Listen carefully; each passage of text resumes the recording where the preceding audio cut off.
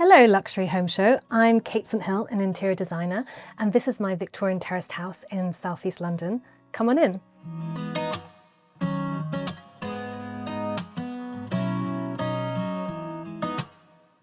One of my favourite things about the house are these sort of modern Crittall style doors which really frame the green view and create that seamless link between inside and out. This is where everything happens. I love to cook, I love to gather friends round, and this is the perfect space to do that. I wanted to create a more open plan living space rather than a separate living room, which was small and dark.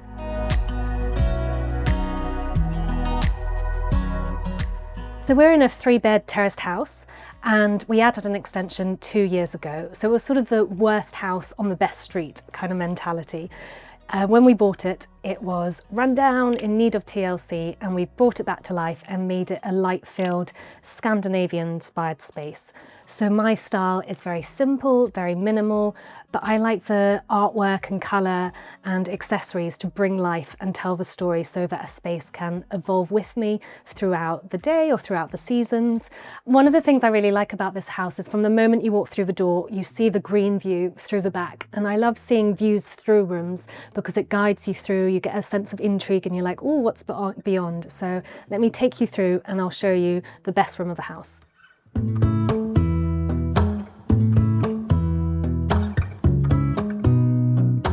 So I studied architecture and I never became an architect. I can't call myself an architect, but I always wanted to do my own project.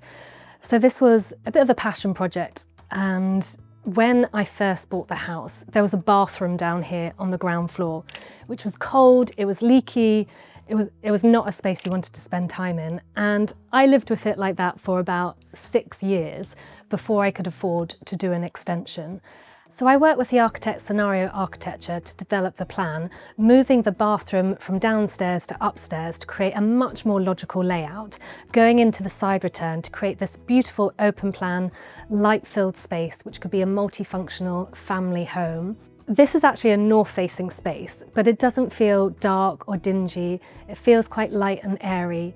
And the goal for me was always to connect inside and out. So we've got this beautiful green backdrop, which is actually thanks to my neighbours who don't tend to do much gardening to this foliage, but it's wonderful because it feels like a tropical paradise in Brixton. And I really tried to bring some of that nature inside. I'm a big believer in biophilic design, which is all about connecting with nature and bringing those natural elements inside, whether it's with plants, natural materials, wood, texture. I'm all about tactility.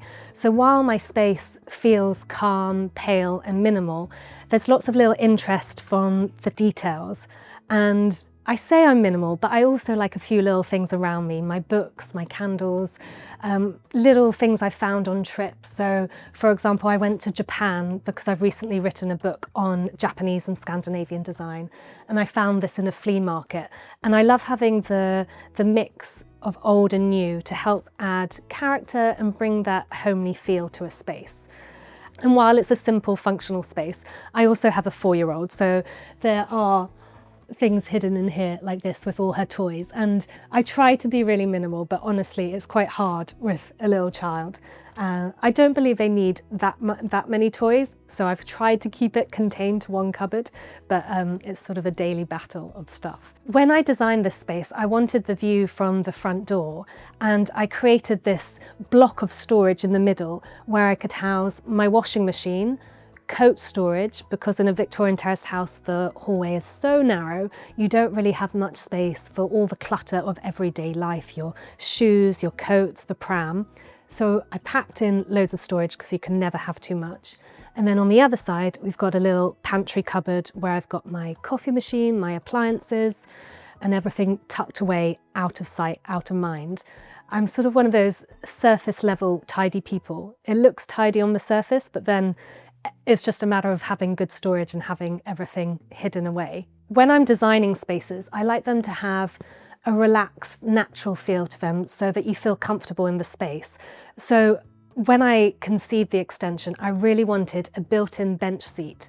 I just think it feels so much more comfortable, you can lean back, and it also adds even more storage because the cupboards lift up and I've hidden paint pots, all the things you might fit in a garage, for example, but in a London terraced house, you don't naturally have much storage. Again, the mismatched chairs help give a relaxed, sort of convivial feel. So it's not too formal.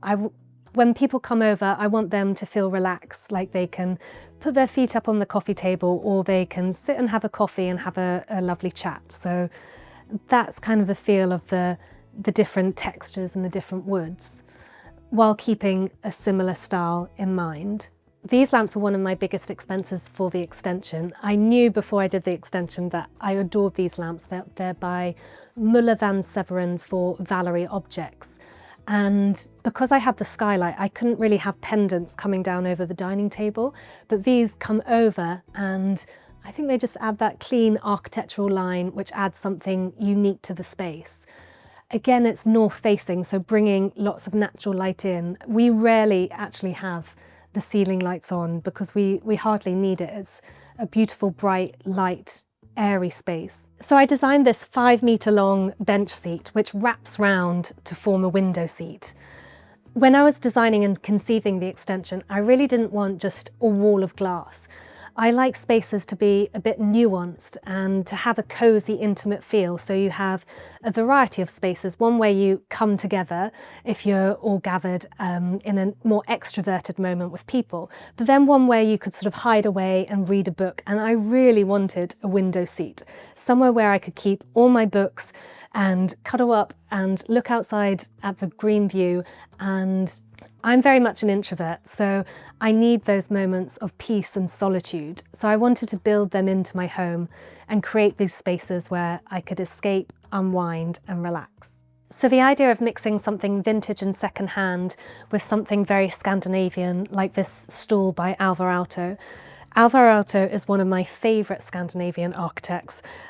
He really used nature in the home, and he had a very humanist way of working with design. So it was all about the user in the space and how they felt in the space, how the light impacted the space, and I really took on that approach myself. So I work for myself by myself, and this is where I work. I used to, a long time ago, work in offices where they had no windows. They were very soulless places, and I really struggled to work in them. And now I get to work in this beautiful homely space with my plants, my cosy lights, and the view outside where I can just sort of daydream and come up with ideas. And I find that really suits my way of life and my personality so much more.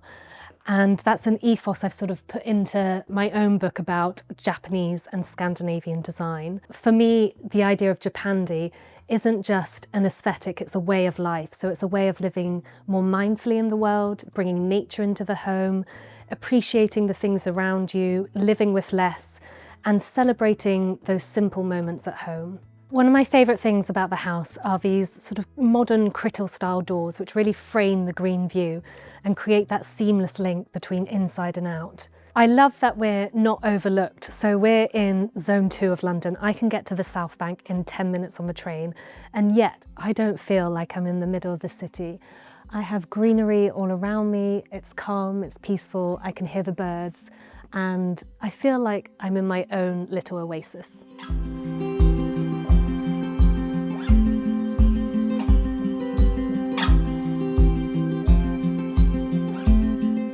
So I wanted to squeeze in all this handy storage and hide away the appliances I don't want to see every day. So I created this little coffee station because I am obsessed with coffee, and it's the first thing I have to do in the morning is have my morning coffee. I've got all my favourite mugs and the things like the slow cooker, pressure cooker, the toaster, just things I don't want on the countertop, so that in the kitchen it's really minimal and has a nice airy feel. So this used to actually be the side return of the house, and this was the kitchen window, so everything from these steps is new. And before we could see the garden, but it was awkward to access it because you had to go down a corridor, round, through a back door. And now I walk down and I see this beautiful green view, and the spaces flow so much better. And it's so functional on a day-to-day level of cooking in the kitchen, then coming through to the dining room, having the pantry where all the appliances are hidden. So let me show you through into the kitchen itself. So in most Victorian terraced houses, the kitchen is in the extension, whereas we've got it in the middle of the space. And the kitchen is naturally the heart of the home, it's the hub where everything goes on. And in a Victorian terraced house, this space tends to feel a bit lost. It becomes a thoroughfare or a sort of in-between space between the living room and the extension, whereas this is where everything happens. I love to cook, I love to gather friends round, and this is the perfect space to do that. So this kitchen is actually an IKEA kitchen, and I could rave about IKEA kitchens.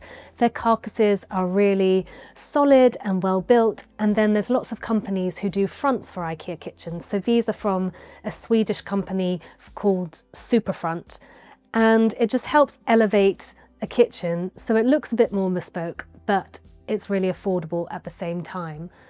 And I think it's a great way to make your kitchen stand the test of time, so it can change and evolve with you, and you can change the fronts if your style changes or if your tastes change. We put this IKEA kitchen in when we first moved in, before we had done the extension, so I really wanted to update it to my more Japandi sort of style, which I had in the extension, so that the spaces could flow and feel part of one whole. These are also actually from IKEA, but I don't think you would ever be able to tell. They're from their new Stockholm range. And I love how the lines, the wooden lines, echo the handles on the kitchen. They look like they're part of the same family. We didn't have enough space to have units on both sides, so these cupboards fit in really neatly, and it's where I hold all my best glassware, my napkins, best plates. I love having unusual little objects like this I found from an antique shop in Deal. And I think it's a games board, but I'm not really sure, but I think it just creates a beautiful modern piece of art, just put on a sideboard like that. When we first moved in, the first thing I wanted to do was knock down the wall between the kitchen and the living room. So the kitchen wrapped round in an L shape, and then there was a door to the living room here. And I wanted to create a more open plan living space rather than a separate living room, which was small and dark. I closed off that door so that I could fit a longer sofa and create a much more functional space which feeds and flows through to the kitchen. The previous owner had a thing for feature walls, and this was painted bright purple, and it was not to my taste at all. So I stripped everything back. I wanted to go back to the sort of bare bones of the property, and it didn't actually have many period features left, sadly. So that's why I put in a wood burner and created this monochrome tiled fireplace, because there wasn't many period features to work with. This is one of my favourite corners because it has my art books, my design books, and my favourite painting, which I got for my 30th birthday by an artist called Lisa Giles, who's based in Peckham. Those are actually old cricket signs, and the number corresponds with the birthday of my mum, so it has a bit of a special meaning. Something really unusual, I found an old French street sign, and I just love having little quirky things like that. Even though my style is very neutral, I am just drawn to unusual little objects like that. So on one of the first days when we moved in, this actually had the boiler in the fireplace and it fell out. It was a gas burner boiler, and we were like, oh, that doesn't look very safe. So that sort of kick-started the whole renovation process, because we needed to get a new boiler.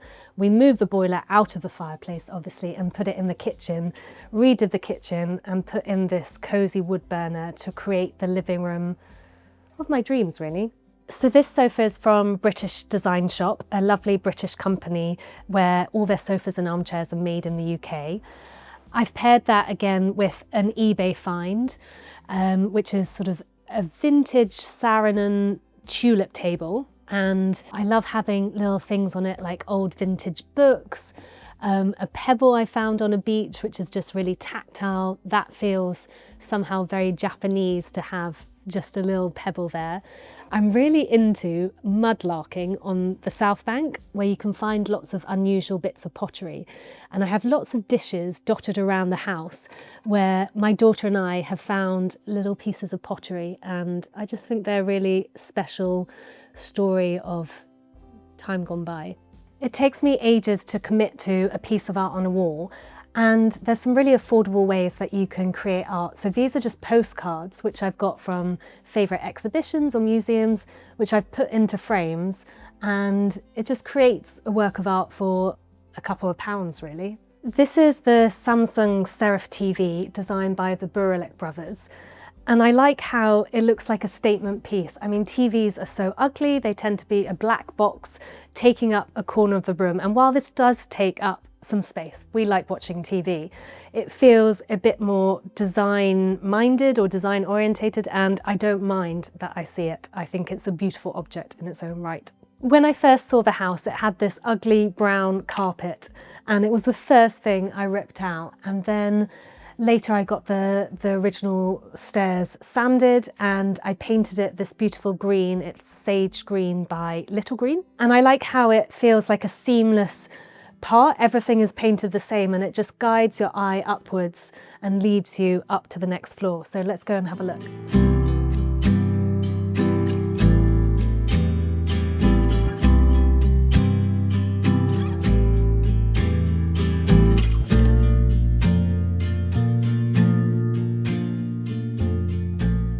This is the only bathroom in the house and it is tiny. I can put my arms out and touch both sides of the wall.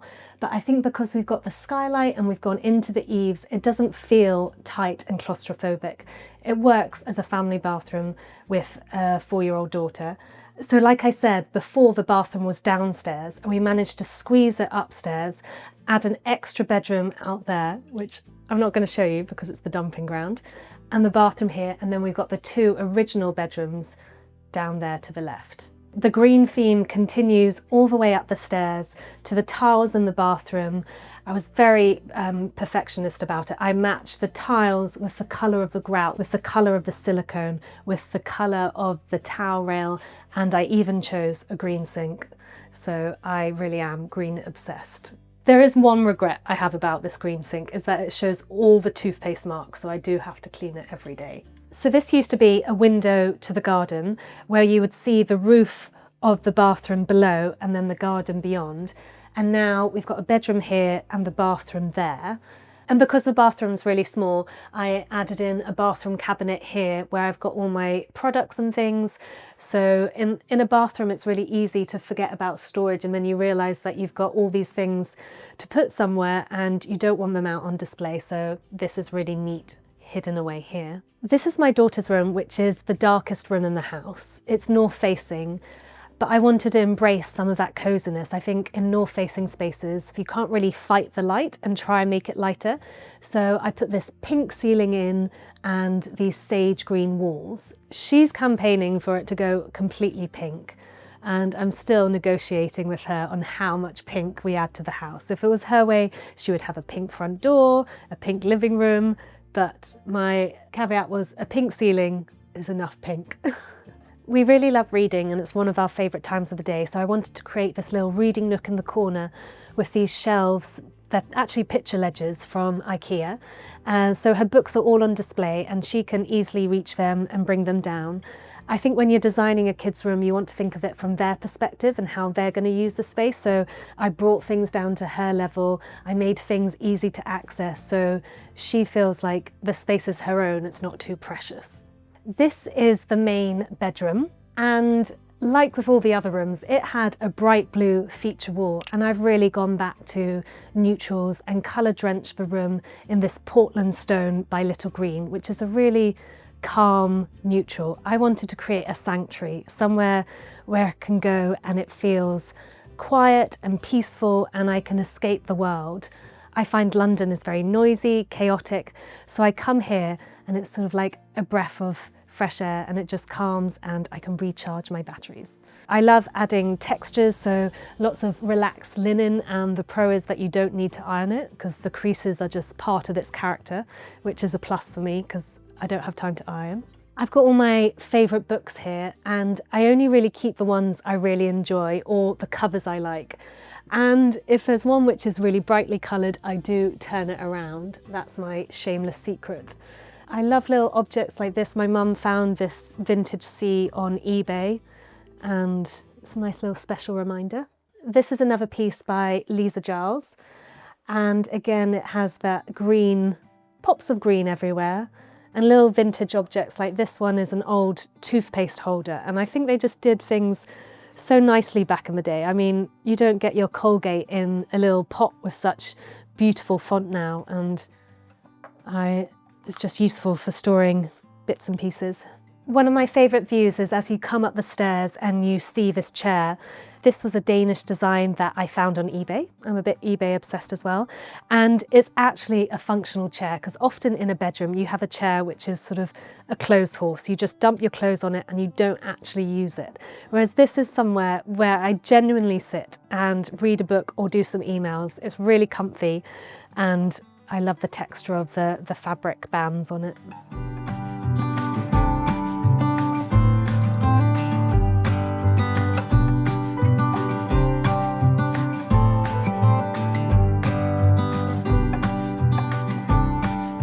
Thank you so much for coming. It was a pleasure to have you. If you want to find me on Instagram, I'm at Cate St Hill, and my book, The Japandi Home, is out now. Thank you.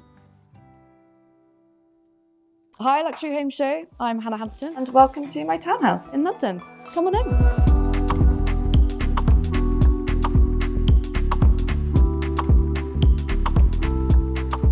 So we purchased the property in 2018. I first came to see it in 2017